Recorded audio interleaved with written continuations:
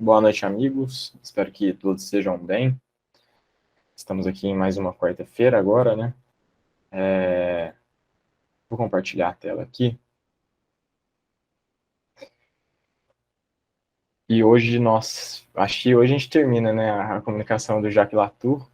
A gente está aí já faz um tempinho nela, mas tem sido muito proveitosa, né? A gente tem aprendido bastante com esse espírito e agora aprendendo bastante com as observações que Kardec fez sobre essa comunicação.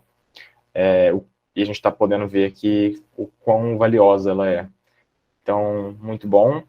A gente está no finalzinho, faltam 2 parágrafos, né? A gente tinha até começado a ler esse parágrafo aqui, mas eu acho que é interessante a gente voltar do princípio dele até para pegar o fio da meada, como se diz. Então, vamos lá. O João não está aqui hoje, né?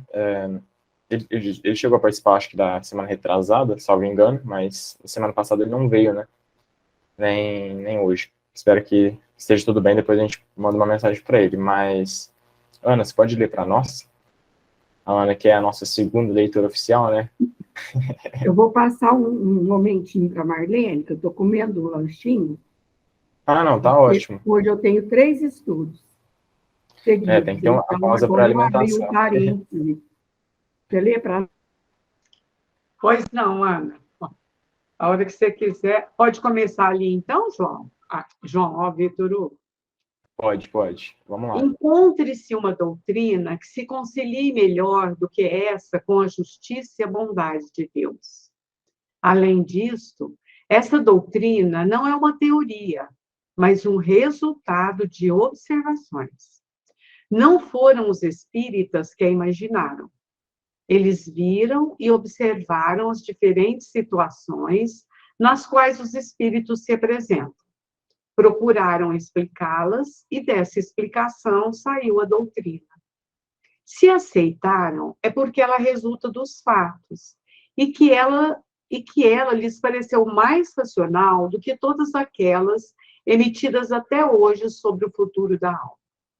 Não se pode recusar a essas comunicações um autoensinamento moral. Não se pode recusar a essas comunicações o autoensinamento moral. O espírito pode ser deve mesmo ter sido ajudado nas suas reflexões e, sobretudo, na escolha de suas expressões, por espíritos mais avançados. Mas, em semelhante caso, estes últimos não assistem, senão na forma e não no fundo, e nunca põem o espírito inferior em contradição consigo mesmo. Eles puderam poetizar em Latour a forma do arrependimento, mas não teriam feito exprimir o arrependimento contra sua vontade, porque o espírito tem seu livre-arbítrio. Eles viam nele o germe de bons sentimentos, e por isso que os ajudaram a expressar-se, e assim contribuíram para desenvolvê-los, ao mesmo tempo que chamaram sobre ele a comiseração. Haverá algo de mais criminoso, de mais comovente, de mais moral, de natureza a impressionar mais vivamente do que o quadro deste grande criminoso arrependido, exalando seu desespero e seus remorsos? Perdi. Oh, meu pai.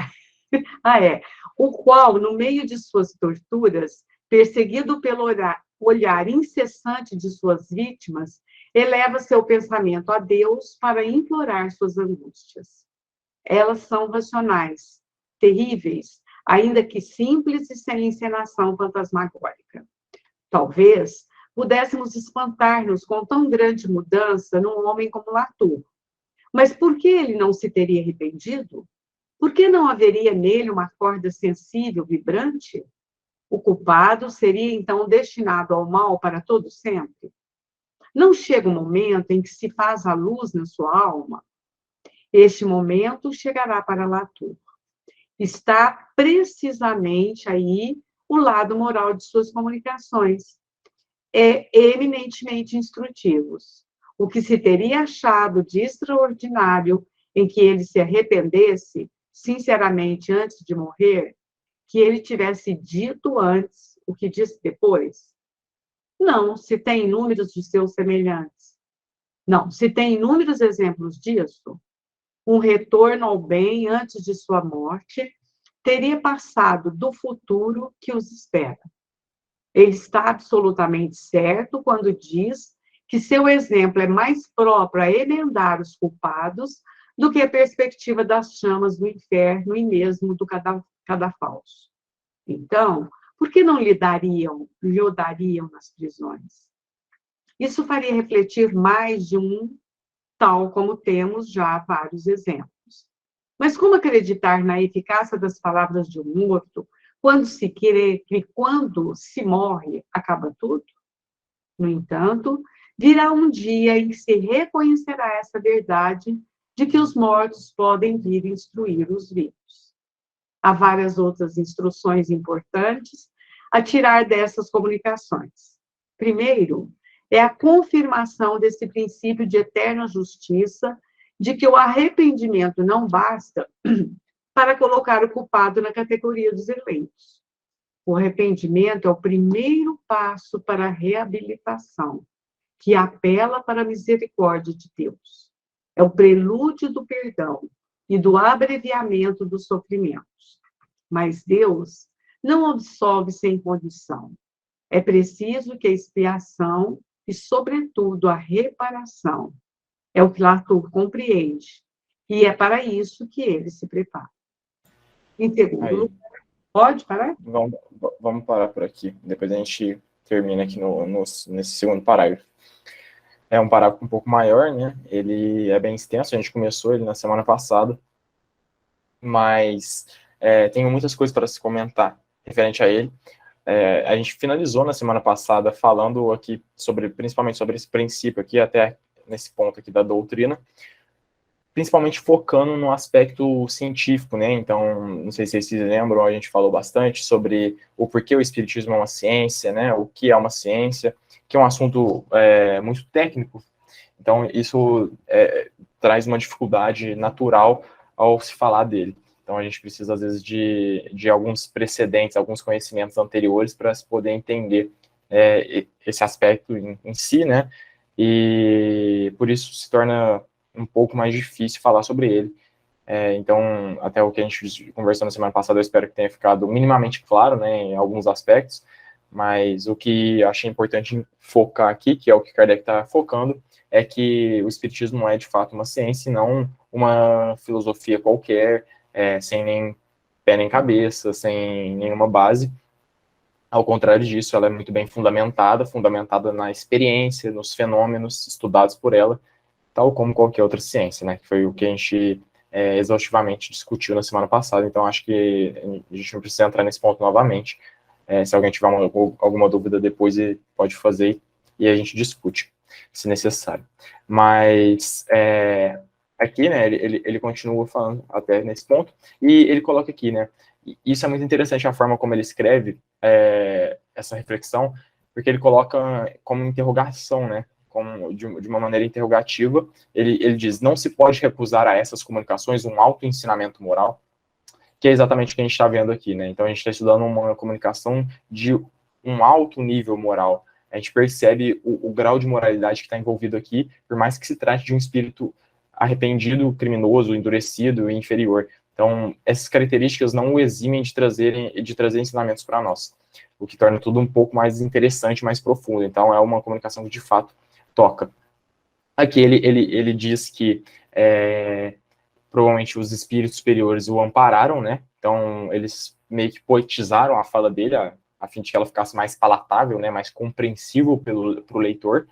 E não só isso, mas que ela guardasse mais ensinamentos ainda do que já possuíam.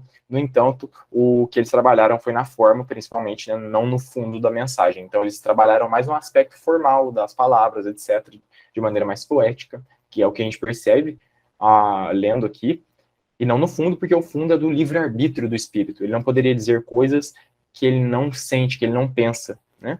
Pelo menos não numa reunião da seriedade que a do Kardec tinha, né? Então, não era espaço para um espírito hipócrita ou um mentiroso se envolver. Então, tudo que ele dizia ali era o mais puro sentimento que ele tinha. Então, os sofrimentos, o arrependimento, o desejo de mudança, de melhora, todos esses aspectos eram aspectos que ele estava passando, eram coisas que ele sentia, que ele vivia, e por isso ele narrou dessa maneira. Enfim, é interessante a gente ver esse destaque de Kardec. Isso aqui, gente, é o mais interessante para mim, né, nesse ponto aqui. Eles viam germes de bons sentimentos. É por isso que o ajudaram a expressar-se e assim contribuíram para desenvolvê-los ao mesmo tempo, que chamaram sobre ele a comiseração, né? No caso, esses sentimentos ajudaram com que Deus tivesse misericórdia dele, no sentido de que ele se abriu a essa misericórdia, né? Que ele se dispôs a aceitá-la. Porque a misericórdia, como nós sabemos, Deus a oferta a qualquer um que tem ouvidos de ouvi-la, por assim dizer. Então, é preciso com que primeiro nós estejamos dispostos a aceitá-la, porque é óbvio, Deus não vai impor nenhum sentimento a nós, caso a gente não tenha aceitação dele. Então, o que ele coloca aqui é muito interessante, porque os espíritos superiores viam nesse espírito os germes dos bons sentimentos. Então, ele já tinha o princípio dos bons sentimentos para ser desenvolvido ali. Então, o que eles fizeram? Incentivaram para que ele pudesse se arrepender, para que ele pudesse melhorar e desenvolver esses sentimentos. Então, tudo isso ajudou ele de diversas maneiras. Duas delas ele pôde melhorar e pôde receber a comiseração divina. Então, ele conseguiu não só se arrepender, mas conseguiu a misericórdia de Deus, que abrandou seus sofrimentos e diminuiu-os, né? Então, eles se tornaram mais curtos, trouxe esperança para ele conseguiu enxergar fim para os sofrimentos que ele passava. É muito interessante a gente ver, e isso cabe muito para nós, por isso que eu acho mais interessante ainda. Porque quando nós estamos dispostos a enfrentar as mazelas que existem dentro de nós, os bons espíritos, Deus, estão vendo isso. Eles querem que a gente siga por esse caminho, né? É igual aquele preceptor, aquele tutor, ou professor que seja, que vê o talento na criança. Né? Ele vê aquele aspecto na criança e fala, olha, eu acho que a gente pode incentivar isso nela, porque isso vai auxiliar com que ela se desenvolva melhor nesse aspecto. Então, os bons espíritos, gente, eles são no mais alto nível assim. Eles veem um germe de bom sentimento, eles veem uma boa intenção em nossas mentes, esse germe de bom sentimento no coração do indivíduo, e eles vão buscar incentivar isso em nós. Por isso que é muito valioso com que a gente estude, e além de estudar, com que a gente apreenda ao menos um pouco de tudo isso. Porque ao aprender, eles incentivarão, eles darão toda a força que precisamos para que nós possamos seguir nesse caminho que eles, tanto como nós, desejam que nós sigamos. Então, é muito interessante ver isso, porque traz esperança para nós, né? Então, tem até uma divisão que Kardec faz, salvo engano, no Evangelho segundo o Espiritismo, que existem 3 tipos de espíritas, não, mas de pessoas ou de seres humanos, que são aqueles que são os viciosos, que se comprazem nos próprios vícios, que se mantêm nos vícios e não buscam melhorar, ou são os espíritas, não me lembro agora ao certo, talvez alguém possa acertar a minha fala. E o segundo tipo seriam aqueles que buscam enfrentar, buscam lutar contra os seus vícios morais. E o terceiro seria o tipo daqueles que já estão melhorados, os espíritos bons. Então, acho que a gente se encontra nesse segundo ponto aí, né? Em alguns aspectos nós estamos no primeiro, mas em grande parte nós já estamos no segundo, em que percebemos os nossos erros e nos esforçamos para melhorar esses erros, para que a gente possa começar a acertar. É difícil, mas aqui, essa mensagem, essa parte em específico, ela traz uma luz para nós, ela traz a esperança de dizer, olha, continuem, que enquanto vocês tiverem força, enquanto vocês tiverem esses germes sendo, como se pode dizer, cultivados no coração, nós estaremos ao seu lado, buscando incentivá-lo junto com você, te dando todas as forças para que você continue, para que você prossiga nesse caminho. Então, é interessante a gente perceber isso. E aqui o Kardec, ele faz uma espécie de dissertação, e de maneira muito poética, inclusive, mostrando os mais altos ensinamentos morais e sentimentos que existem nessa comunicação, e como esses sentimentos tocam o coração de quem lê, que é exatamente, né, é curioso porque é exatamente o que a gente teve durante a leitura, o que a gente discutiu aqui, o que a gente comentou, né, o quão tocantes são as palavras do Latour. Apesar dele ser um espírito inferior, ele toca o nosso coração com as falas, né. Então é interessante porque o Kardec faz a observação que vai ao encontro do que a gente estava discutindo durante as reuniões que a gente estudou essa comunicação. Muito interessante. E aqui o Kardec coloca, né, isso não é um grande ensinamento para nós, né? Não é muito mais, e aqui a gente pode fazer um paralelo fácil, isso daqui não é muito mais comovente do que o quadro do inferno, por exemplo, né? Quando se pinta o quadro do inferno, de sofrimentos eternos, etc. Essa comunicação aqui, gente, ela é muito mais comovente. É a comunicação da esperança, é a comunicação da fé. Aqui mostra para nós que é possível com que nós prossigamos, que nós não estaremos estacionados, que nós não estaremos presos aos nossos vícios. Então, esse aspecto traz esperança para nós, traz força de a gente perceber que esses nossos erros que nós ainda insistimos em cometer, eles cessarão em algum momento, graças aos nossos esforços, e que nós não estamos sozinhos. Então, acho que isso chama bastante a minha atenção, é o aspecto que mais me pega aqui nessa parte. E aqui ele continua falando, né, sobre o lado instrutivo moral da comunicação, e ele fala aqui que também teria muito valor, isso aqui é interessante, que teria muito valor, que caso ele se arrependesse antes da morte, por mais que muitos achassem que seria fraqueza da parte dele, né? O que é muito comum, gente. Tem aquela famosa frase de Paulo, né, que está em um dos seus versículos, que ele diz que se ele quisesse agradar os homens, ele jamais seria seguidor de Cristo. Isso aqui é um fato notável na vida de qualquer pessoa que busca melhorar-se, que busca se autoimpor, né, ensinamentos morais a fim de progredir, que busca trabalhar os próprios vícios. É muito comum com que muitos ensinamentos morais que nós temos contato aqui, que nós cultivamos, que nós discutimos, sejam tratados e vistos como fraqueza por pessoas que não conhecem, que não têm contato, que não convivem com esses textos como nós temos a prática de ter esse contato. Então, é interessante perceber isso. É um aspecto fundamental da vida de qualquer cristão, né, não só do espírita, de saber que é preciso com que nós entendamos que todos esses ensinamentos não serão fáceis de serem postos em prática, não só porque nós somos viciosos, mas porque o mundo, muitas vezes, não terá um bom olhar para esses ensinamentos, para essa prática que é virtuosa. Então, o mundo vicioso, é natural com que o mundo vicioso não tenha um bom olhar para práticas virtuosas. Por isso que é preciso muita força de quem quer se melhorar, né? O mundo tá em um dos desafios do mundo.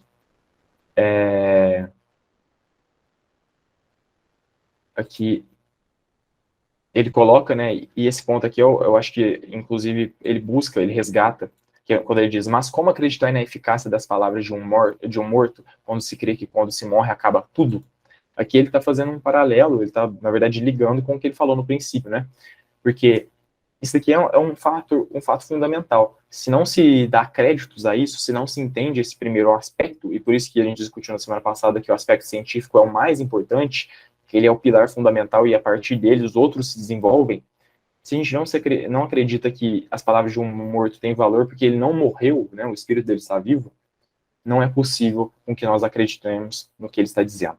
Então é muito importante entender isso, porque a partir do momento que se dá validade ao que está sendo dito, que se entende que aquilo é verdadeiro, aí é muito mais fácil de se acreditar e de se apreender aquilo que está sendo dito, o fundo da palavra, os aspectos, as minúcias do que está sendo dito.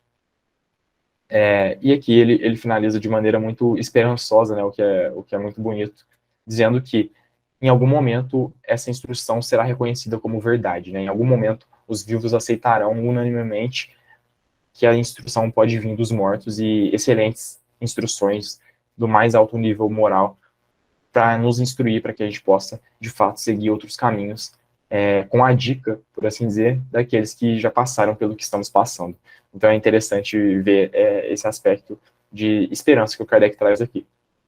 E ele finaliza dizendo, né, ele traz de novo o aspecto da expiação, da reparação, que é o que o Latour praticou aqui, o que ele expressou, né? Então, ele demonstrou arrependimento, ele buscou expressar o desejo de reparação dos erros que cometeu, etc. Então, é interessante porque ele está basicamente desenhando, o Latour está demonstrando o quadro de sua vida que confirma tudo aquilo que a gente discutiu na primeira parte do livro, né? As características da evolução, né, o Código Penal da Vida Futura, que fala sobre isso, do arrependimento, da reparação, da expiação.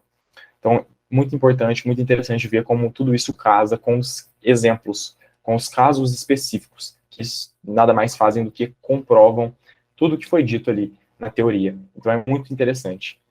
Enfim, é um parágrafo grande, né? Talvez eu tenha falado demais. Quero ouvir vocês, o que cada um achou, se tem alguma dúvida, se tem alguma reflexão que chamou a atenção de vocês. Sei que não está todo mundo com a cabeça fresquinha, né? Só participa de todas as reuniões, então às vezes fica puxado, né? Mas se tiver alguma coisa, Ana, pode falar.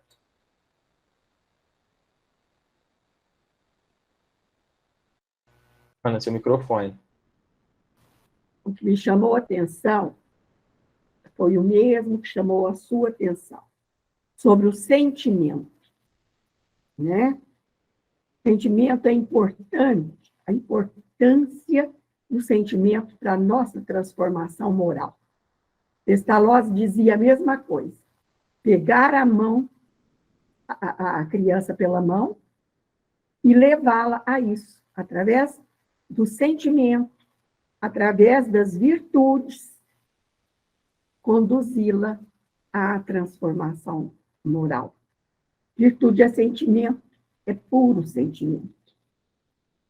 Então, é importantíssimo, né, a colocação aí do sentimento. E Pestalozzi ainda recomenda, né, que o intelecto não se sobreponha ao sentimento. Então, os dois têm que caminhar lado a lado, e não o intelecto se sobrepor, porque o sentimento é importantíssimo. Conhecimento é muito importante, mas o sentimento é que é o responsável pela nossa transformação moral. Isso que eu achei muito bonito aí, nesse caso do Latour. E foi pelo sentimento que os espíritos conseguiram essa acessibilidade, né, ao Jacques Latour. Conseguiram, eles viram o sentimento dele. Ele era um espírito de terceira ordem, mas ele tinha a vontade de evoluir. Eles perceberam isso no sentimento dele, né? Então, eu estou repetindo o que você disse, mas é porque isso me chamou a atenção.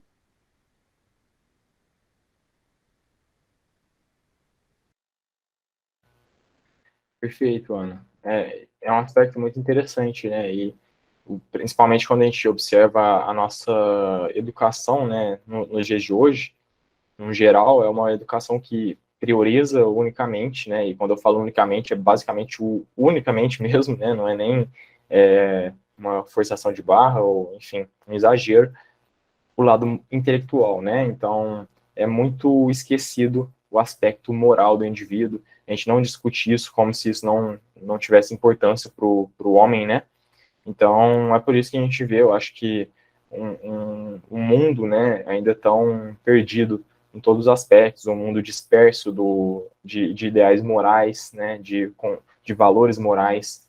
A gente vê pessoas muito dispersas nesse sentido, pessoas muito descrentes, que chegam até mesmo a acreditar num relativismo, né, que tudo seria relativo e que não há nada certo nem absoluto, o que são ideias que são perigosas, né?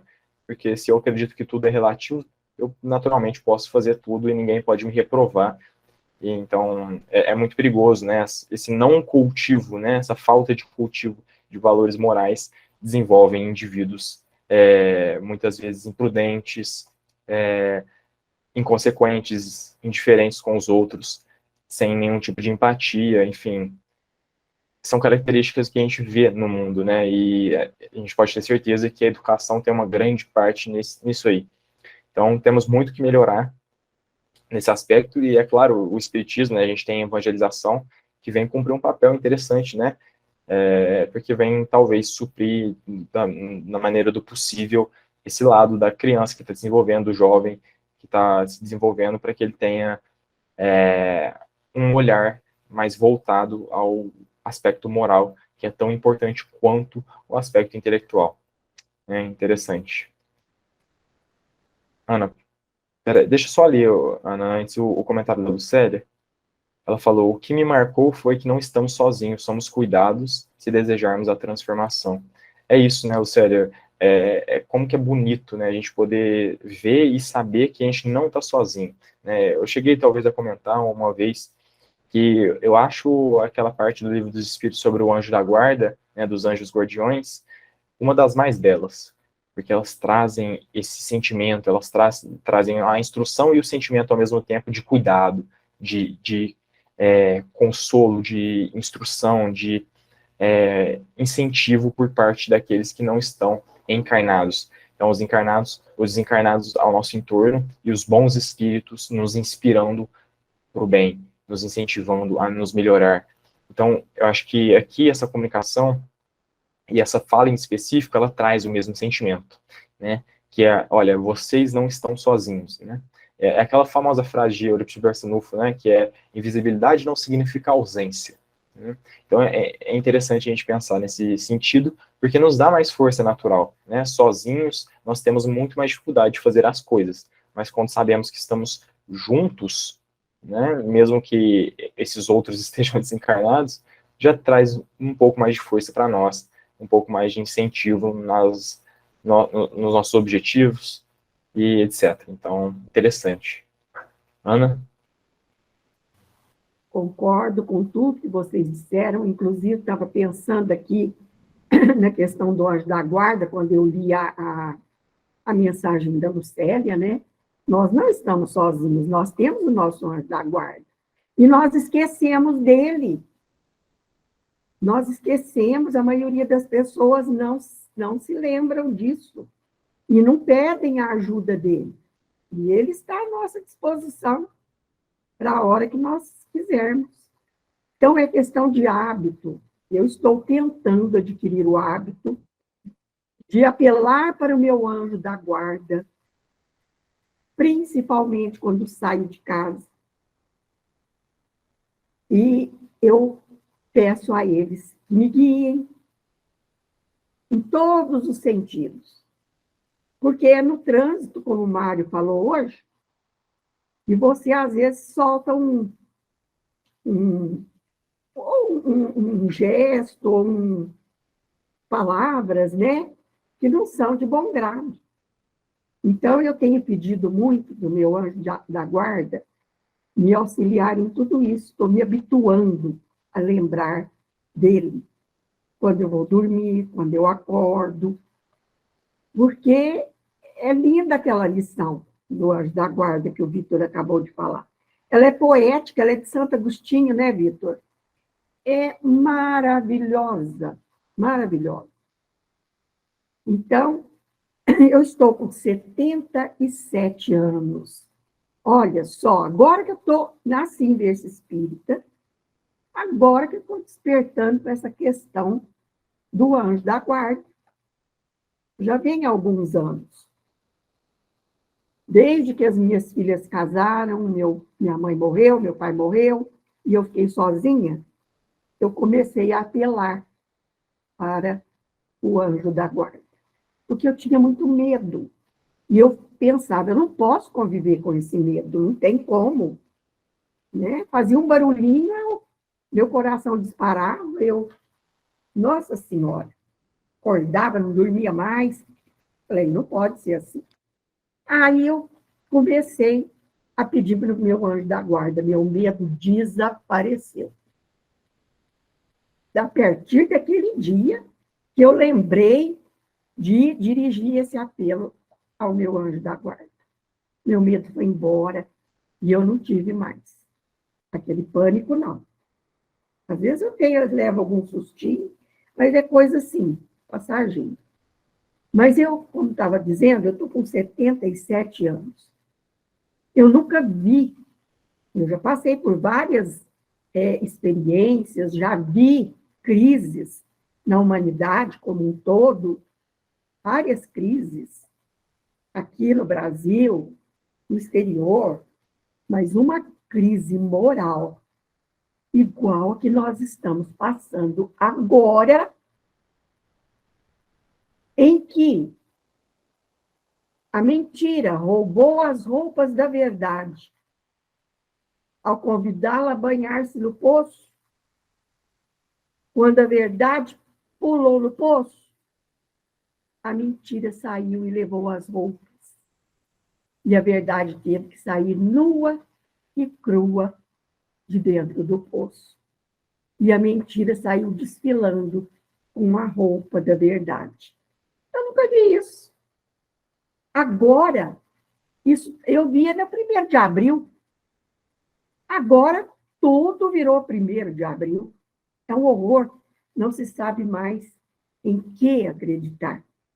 Então, nós estamos numa crise moral tremenda, como eu nunca vi, viu, gente? Se vocês viram, vocês me falam. Porque eu não me lembro de ter passado por uma crise moral tamanha monta como essa que nós estamos vivendo agora.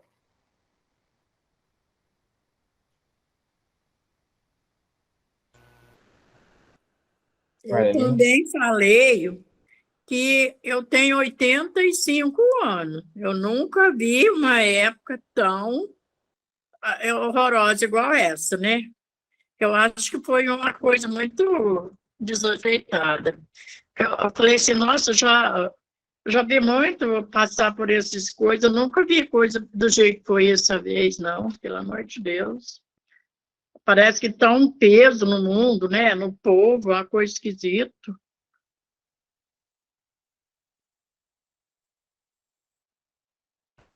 Goianinha? Realmente, né? Estamos vivendo tempos bicudos. Mas eu quero voltar ao tema do anjo de guarda. O que eu faço? O que eu fiz? Eu dei um nome para ele.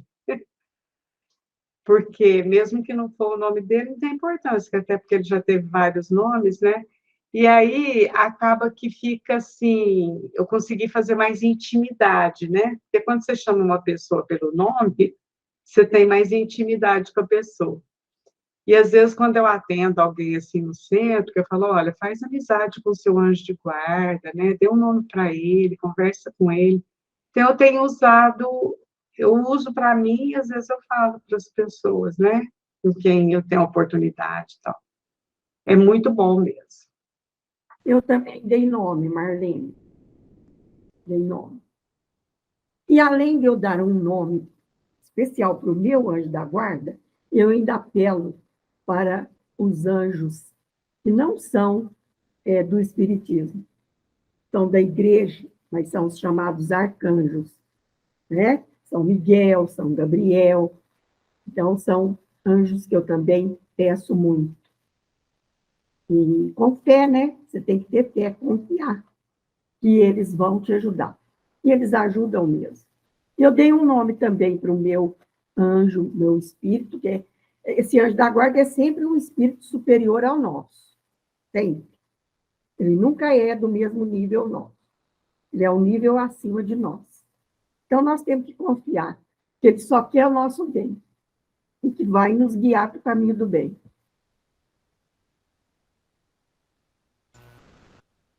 Perfeito, Ana. Tudo que vocês falaram é muito interessante, né? Eu acho que eu concordo, né? Assim, de tudo que eu vejo, é claro, a nossa visão não significa nenhuma verdade absoluta, mas daquilo que a gente tem mais contato, né? Eu vejo que, de fato, a gente vive uma crise moral. Não acho que ela seja principalmente desse momento, mas ela se alastra aí pela história da humanidade, mas é claro, ela é bem grave hoje, né? A gente percebe isso em vários sentidos. Eu, principalmente, que tenho bastante contato com jovens, né? Então a gente vê, assim, uma juventude muito desnorteada, uma juventude muito dispersa, indiferente, todos esses aspectos que eu citei, o que é comum, né? O contrário, o diferente é você ter algum valor moral, ou você acreditar em algo, né? E nem digo sobre religião, né? Tô falando de questões morais mesmo. Pessoas que deixam de fazer algumas coisas ou que fazem outras coisas por questões de princípio, né? Isso é uma coisa básica na realidade do homem, né? Na ação humana. Todo mundo age a partir de princípios, de ideias, né? Mas são poucos que eu tenho contato e que eu vejo que deixam de fazer coisas por bons princípios ou que fazem outras coisas por bons princípios, né? É mais comum com que se veja uma indiferença, uma descrença, um relativismo sobre qualquer tipo de coisa. Então, tudo que se faz é permitido, o que é muito triste, porque o mundo nunca caminhou e nunca caminhará dessa maneira, né? Então, é a partir de princípios que se move o mundo, né? e o nosso próprio mundo também, né, o nosso redor. E, enfim, a gente vem e continua falhando ainda nessa questão da educação, né? Então é importante, porque tudo isso tem a ver com o que está sendo dito aqui, né? Os bons espíritos, eles estão assistindo aqueles que têm esses germes de bons sentimentos, aqueles que buscam o progresso, eles inspiram, incentivam. Da mesma forma que os espíritos inferiores, os maus espíritos, né, aqueles que estão voltados ao mal, incentivam aqueles que estão com maus princípios em mente, com más ideias, etc. Porque é a função deles, né? Eles pensam dessa maneira e incentivam quem pensa como eles. Então, é interessante isso que a gente está discutindo, porque, infelizmente, é algo que ainda precisa ser difundido, gente. Por incrível que pareça, a humanidade já caminhou, né, aí 2022 anos como civilização, e a gente continua errando os mesmos erros, né, caminhando nos mesmos caminhos errados, etc. Não conseguimos ainda entender que existem coisas que não levam a lugar nenhum. Então é preciso com que a gente determine os meios para atingir os fins que desejamos, coisa que a gente não pensa nos dias de hoje, infelizmente, e, por assim dizer, eu acho que a gente ainda está um pouco longe disso, né? O que não nos deve levar à desesperança, né? Ao contrário, o que a gente está falando aqui é motivo de prontificação, que nós devemos nos prontificar para ser um pouquinho disso que a gente quer, né? Mas não só isso, de ter esperança, tal como os bons espíritos, né? Que os bons espíritos, gente, ao discutir isso que a gente está discutindo, ao perceber os erros que eles percebem no mundo, eles não se desanimam, né? Ao contrário, eles se animam, eles sabem que está tudo no tempo de Deus, né? E que as coisas progredirão, né? Por mais que não seja agora. Então, tem até uma pergunta, né? Que o Kardec pergunta como que o anjo da guarda ele não esmorece ao ver o seu tutelado ali seguir um mau caminho.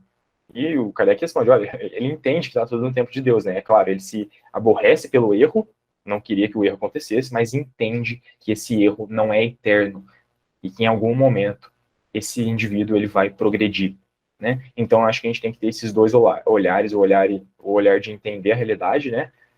De ser aquele realista otimista, né? Nem ser um otimista, nem um pessimista, o realista otimista. Então é interessante. Ana?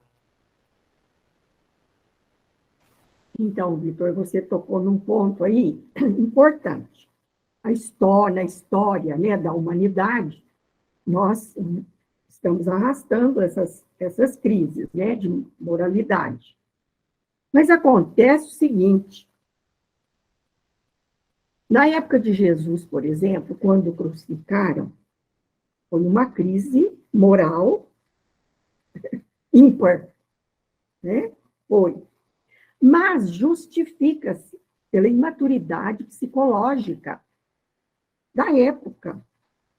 Acontece que o pensamento evoluiu. Nós estamos já na era do espírito. E estamos passando por uma tremenda crise moral. Então, não era para estar mais. Então, nós estamos marcando passo. Estamos marcando passo. A humanidade está marcando passo. Está repetindo, como você disse muito bem, os mesmos erros do passado, e não era para estar mais dentro do nosso nível de consciência, que a humanidade já adquiriu. Nível intelectual que precede o moral. Entende? É nesse aspecto que eu falo que estamos passando por uma crise terrível, terrível, terrível.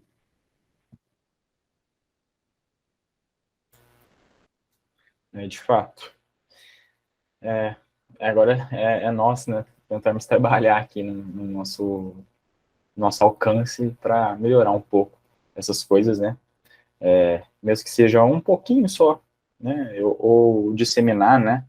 Ao menos a uma pessoa, isso a gente já consegue, né? Então, trabalhar dentro da nossa realidade, acho que essa é a principal discussão em qualquer coisa que a gente estuda, né? Então, trabalhar no nosso alcance, né? Não é mudar o mundo, mas mudar o mundo das pessoas que estão ao nosso entorno na medida do possível, né? Saber lidar com essas coisas, né? Então, não é preciso, né? Por exemplo, com que a gente se torne um grande escritor ou um grande palestrante sobre algum tema. É interessante, é claro, cumpre um excelente papel, mas a gente já cumpre a nossa função também, trabalhando com aqueles que estão ao nosso redor e que precisam de nós, naquilo que a gente consegue ajudar, e vice-versa. Então, é interessante isso que a gente discutiu, é uma discussão extremamente válida para os tempos atuais, né? A Lucélia falou, ou isso mostra, né, imagino que falando sobre o que a Ana comentou, ou isso mostra que estamos afunilando para uma transformação significativa. Espero que sim, né? O próprio Kardec diz que muitas vezes para que se ocorra uma mudança significativa é preciso que o homem antes se afunde no erro ali, né? Esteja bem no fundo do poço, como se diz, né? Para que depois disso venha de fato uma mudança mais significativa, né? Porque é muito comum com que quando a gente esteja ali no fundo do poço a gente perceba os erros com mais clareza, porque a gente sente mais as consequências deles. Então a gente consegue fazer uma mudança mais significativa. É interessante a visão que a Lucélia trouxe também. Alguém tem mais alguma coisa a comentar? Ou a gente pode ler aqui o último parágrafo da comunicação? Vitor, com relação a isso que a Lucélia colocou e que você também colocou, né? É transformação, e nós estamos na transição planetária. Então, nós estamos caminhando para essa transformação. Nós estamos numa verdadeira revolução. Né? E numa revolução, numa guerra, tudo parece que está sendo destruído. Mas, na realidade, essa destruição não é nada mais, nada menos do que uma transformação.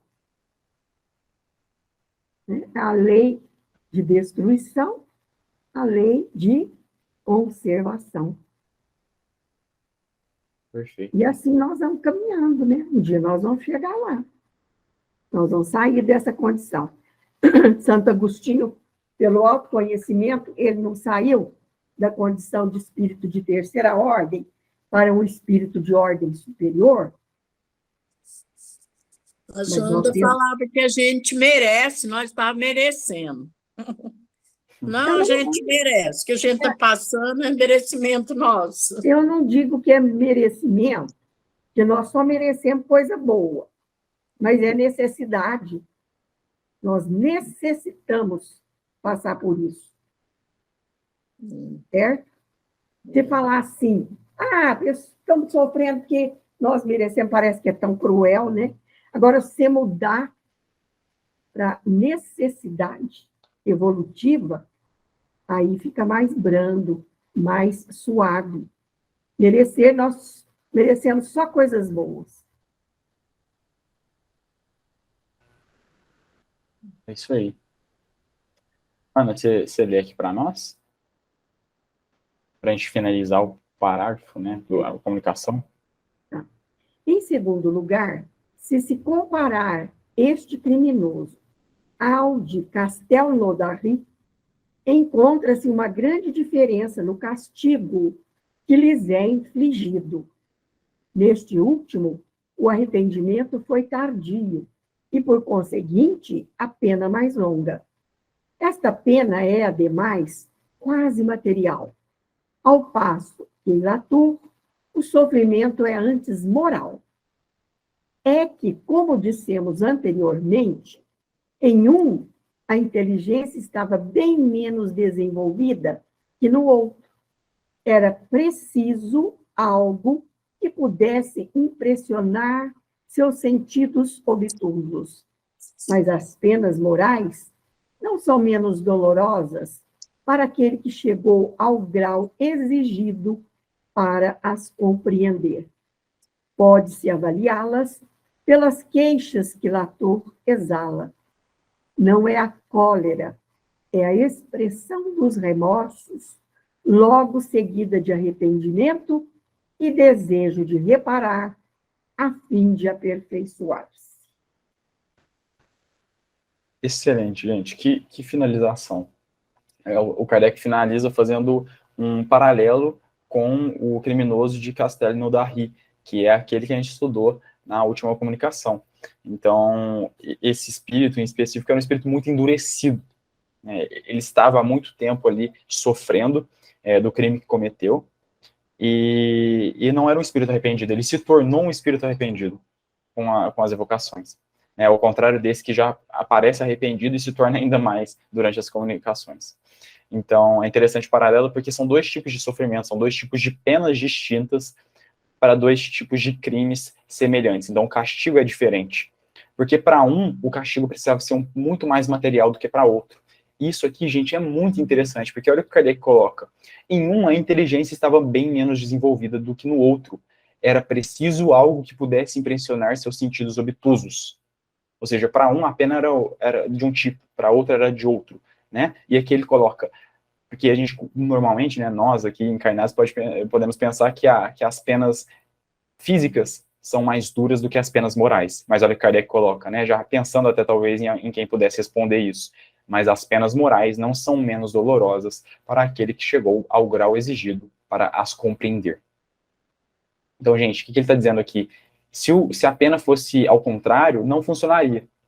Né? Porque se a pena fosse moral para o espírito de Castelnaudary, ele não sentiria ela, porque ele não estava disposto a fazer isso, ele não estava no nível suficiente para compreender aquela pena moral. E, gente, isso é muito interessante, porque eu acho que todos nós que estamos aqui, a gente pode pensar numa série de coisas que a gente vê outras pessoas fazendo e que nem se passa perto da nossa cabeça de fazer, porque a gente sabe que se nós fizéssemos algo daquele tipo, seja material, seja moral, nós nos sentiríamos extremamente arrependidos, nos sentiríamos com muito remorso. Então, essa dor moral é muito forte, ela impele o indivíduo também a não fazer algumas coisas. Então, nós já sofremos dessa dor moral também, já temos, em certo grau, compreensão de entender que essa dor moral ela pode ser tão pungente como uma dor física, e às vezes mais pungente. Então, a dor do arrependimento, a dor do remorso, de querer fazer diferente, de querer ter feito diferente. Tudo isso é muito forte para um espírito que está preparado para entender. Né? Um espírito que já está intelectualizado ao ponto de compreender isso. Né?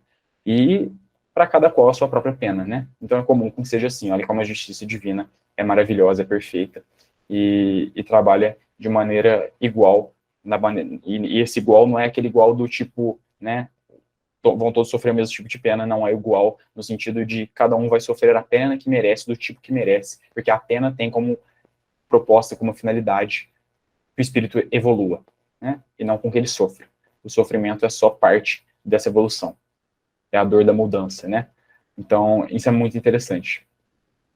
Eu acho que o que mais me chamou a atenção aqui, e ele finaliza dizendo, né, pode-se avaliá-las pelas queixas que Latour exala, né? Todas as falas do Latour aqui demonstram como uma pena moral pode ser pungente, como ela pode ser forte, porque ela tormenta o espírito por dentro, de mostrar para ele que ele cometeu um erro grave, né, que ele não devia ter feito aquilo. Então ele se choca com a lei de Deus no seu interior. Não é a cólera, é a expressão dos remorsos logo seguida de arrependimento e desejo de reparar, a fim de aperfeiçoar-se. Esse é o objetivo da pena, gente. Então, aqui, o Kardec está mostrando para nós, né, aquilo que a gente já discutiu algumas vezes, o sentido de pena na sua obra, né, de castigo na sua obra, que não é o mesmo sentido que se tem aí na doutrina católica, por exemplo. Tem um sentido claro e específico, né, a pena, o castigo, ele tem como função o melhoramento do indivíduo, e não o sofrimento, né, porque quando a gente fala em castigo dentro do catolicismo, a gente fala sobre o sofrimento que tem como fim o sofrimento. O indivíduo sofre por sofrer, né? É o sofrimento por si mesmo, né? E não com uma finalidade em vista. Ao contrário do que aqui. Esse sofrimento ele é inato ao processo. Ele vem junto com o processo. Ele não é o fim. Então, as penas, os castigos que Kardec diz aqui, que são as consequências das nossas más ações, elas não são o fim, né? O sofrimento não é o fim, o sofrimento é o meio para se atingir um fim. É uma lei de Deus, gente. É igual uma lei física. É igual bater o dedo na porta. Dói, né? Porque a lei de Deus é assim. A construção da anatomia humana faz com que a gente sinta dor caso isso aconteça. A lei de Deus não muda e a lei de Deus funciona dessa maneira. Então a gente age mal e teremos uma consequência penosa. É natural com que seja assim. Tudo funciona de maneira perfeita e equilibrada para atingir o fim, que é o aperfeiçoamento do indivíduo. Então, o sofrimento tem como fim o aperfeiçoamento. Então, quando a gente lê em Kardec, né, que é aquilo que eu já falei diversas vezes, quando a gente lê em Kardec, ele usando a palavra pena, ele usando a palavra castigo, ele usando a palavra sofrimento, é esse o objetivo dessa palavra. Ela tem o seu contexto, né? Ela tem o seu próprio significado. Então, não é a mesma coisa que se diz no catolicismo, é totalmente diferente. Não são palavras que têm o mesmo significado, por mais que sejam os mesmos termos. Então é interessante a gente fazer esse entendimento da obra. E é isso, né? Assim, que comunicação maravilhosa, e a gente se deteve nela aí por algumas reuniões, e como a gente pode aproveitar ela e tirar o máximo, né, da sua medula, por assim dizer. Tem um autor que fala isso, até a medula, né? A gente sugou até a medula do texto para poder compreender ele, e tenho certeza que a gente poderia ter feito ainda mais profundo, porque a gente está sempre em evolução e em entendimento, essa progressão não para. Então, esse texto ele pode ser revisitado inúmeras vezes e ainda tiraremos coisas que não conseguimos tirar nesse nosso estudo aqui, nesse momento, que já foi tão proveitoso, né? Eu acho que isso fica unânime aí, foi muito proveitoso. Alguém quer comentar alguma coisa? Alguém quer tirar alguma dúvida? Lindo, lindo esse texto, muito bonito. Você falou em lei aí, e eu lembrei que na prece, intuitivamente, eu fiz referência a isso, eu falei em lei lá. E nós estamos aprendendo, né? Como é que essas leis funcionam e que nós temos que colocar isso em prática. Porque se não colocar, não muda, não transforma, né?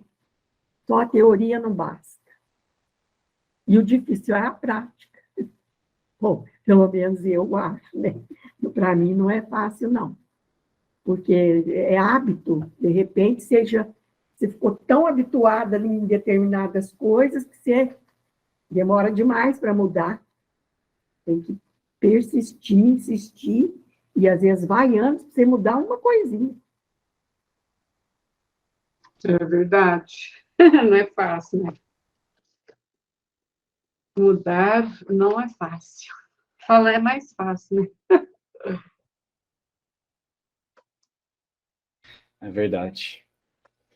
Então, gente, é isso, né? Na semana que vem, a gente continua o nosso estudo. Finalizamos aqui, só confirmar, acho que a gente finalizou os criminosos arrependidos, né? É isso mesmo, semana que vem a gente começa nos espíritos endurecidos. E estamos quase acabando, né? Como vocês podem ver aqui, quase acabando assim, né? Perto do que a gente de outros momentos que a gente já esteve, porque ainda tem muita coisa, muita água para rolar, né? Então, acho que eu batendo o olho aqui, nosso estudo ainda chega no ano que vem. O que nós vamos estudar depois de acabar? Aí é uma coisa a se pensar, né? Não tem nada colocado ainda, mas eu te garanto que a gente tem tempo ainda, porque vai rolar bastante água nesses capítulos aqui, nesses textos, porque tem muita coisa boa ainda para ler. É,